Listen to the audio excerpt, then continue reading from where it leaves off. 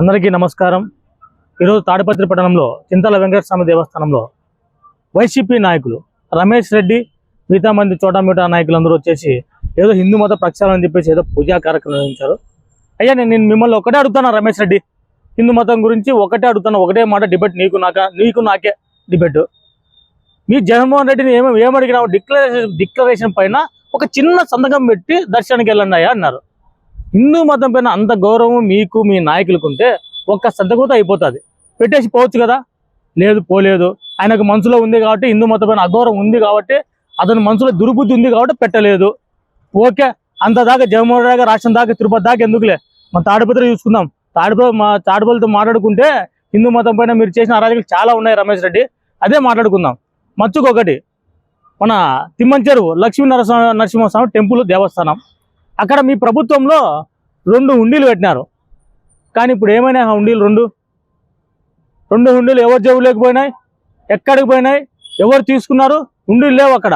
గట్టిగా మేము మాట్లాడితే మీ నాయకులే, వైసీపీ నాయకులే, బాబు మేము హుండీలు వేస్తాము, ఆ డబ్బులు తీసుకొస్తాం, మీ దగ్గరికి వస్తామని మాతో మాట్లాడుతున్నారు। దీని గురించి మాట్లాడుకుందామా? రెడీ, నా దగ్గర పూర్తి ఆధారాలు ఉన్నాయి।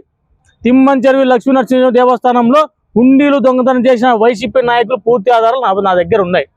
రండి మాట్లాడదాం, దాని గురించి చర్చ పెట్టుకుందామా? నేను రెడీ, నేను అక్కడికే వస్తాను, తిమ్మంచెరువు లక్ష్మీ నరసింహ దేవస్థానానికి వస్తాను। హుండీలు దొంగలేరో నేను సాక్ష్యాలు సహా నిరూపిస్తాను। నువ్వు రెడీనా? ఈ చిత్తశుద్ధి ఉంది కదా హిందూ మతం పైన? రండి మళ్ళా రెండోది చూసుకుందాం। ఆలూరు రంగనాథ స్వామి టెంపుల్, గత ప్రభుత్వంలో మీ ప్రభుత్వంలో ఎంత హుండీ డబ్బులు వచ్చినాయి, మా ప్రభుత్వంలో ఎంత హుండీ డబ్బులు వచ్చాయి లెక్క కడదాం। ఎవరి హిందూ మతం పైన స్పష్టత ఉందో ఆ లెక్కలో తెలుస్తుంది, మీ ప్రభుత్వంలో వచ్చే డబ్బులు, మా ప్రభుత్వం డబ్బులు। మూడోది, ఆలూరు రంగనాథ స్వామి టెంపుల్కి ఉత్సవాలకు కానీ మేము మా చైర్మన్ గారు వెళ్ళినప్పుడు, అయ్యా నువ్వు అప్పుడు ఆనంద్ బాబు గారు సీఏగా ఉన్నప్పుడు తాడిపత్రిలోనే అడ్డుకున్నారు మా చైర్మన్ జేసీ ప్రభాకర్ రెడ్డి గారిని। అటు నుంచి ఆలూరు కొండకు రంగనాథ స్వామి టెంపుల్కి వెళ్తుంటే దావలు అడ్డుకున్నారు। ఇన్ని హిందూ మతాల గురించి, హిందూ దేవాలయాల గురించి, హిందూ ఆచారాల గురించి ఇంత దుర్మార్గంగా వివరించిన మీరు ఈరోజు ఏదో మీరు టెంపుల్కి వచ్చేసి పూజలు చేస్తాము, హిందూ మతం ప్రచారం చేసి సిగ్గుచేట అనిపించలేదా రమేష్ రెడ్డి? నీకు కొంత సిగ్గుచేటలు అనిపించలేదా? ఇన్ని చేశారు మీరు తాడిపత్రిలో।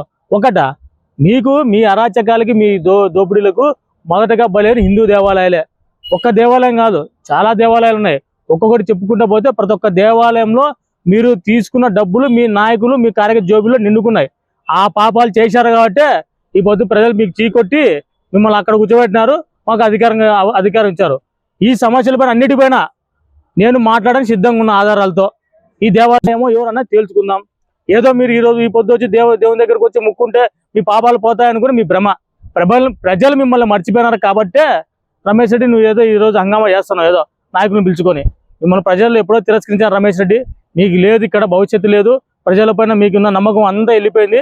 దయచేసి ప్రజలకు అంతగా గమనించినారు, ఎవరు దొంగలో, ఎవరు దోపిడీదారులో, ఎవరు హిందూ మతం పైన దాడులు చేసినా, ఎవరు హిందూ మతాన్ని ఆచారాలు తుంగలో తొక్కినారో తాడిపత్రి ప్రజలు మొత్తం అందరికి తెలుసని మీకు విజ్ఞప్తి చేస్తున్నా।